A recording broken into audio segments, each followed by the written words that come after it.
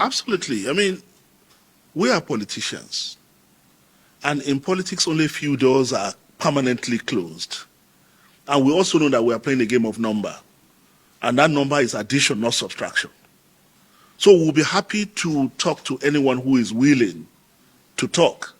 Anyone that has, we have people, even those within the leadership, the rank of the leadership that voluntarily resigned their position. We had people who had expressed one grievances or another, and we have managed those, recognized their grievances, legitimate grievances, and we have dealt with those.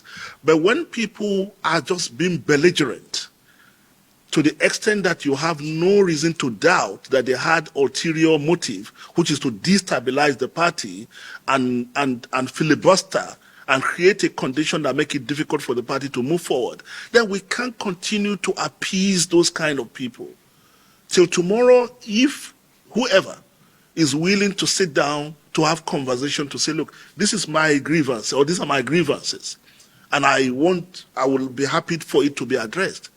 I can assure you that those grievances will be addressed to the extent that they could be accommodated. But if what you are doing is to continue to drag the party back, to continue to create a condition that Nigerians would think that we are permanently in crisis. Don't forget, this was the same thing that was done to PDP. This was the same thing that was done to Labour Party. This was the same thing that was done to SDP. And the same agents that were driving this, the same forces that were driving this, that are also driving these particular individuals.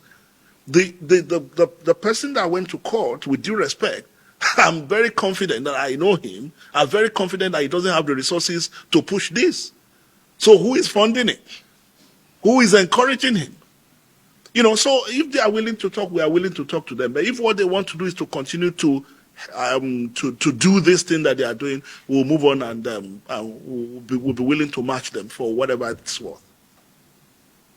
The question about whether Excellency Peter Obi said he's going to spend only 4 years if given the opportunity, he must know why he's saying so. He must be confident in his ability to deliver. It's a lifelong ambition for him. So he must have done his work and be clear that within 4 years I can. And you see, when the framers of our constitution say 8 years, they didn't say 8 years concurrent. It means that you can do 4 years and take a break and give yourself opportunity to evaluate what you have done and come back in the future. So I don't see anything untoward in what he said. That's number two. Number three,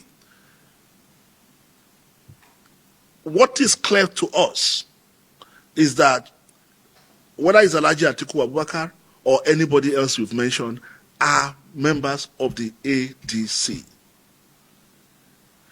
Like thousands of other members of the ADC across the country.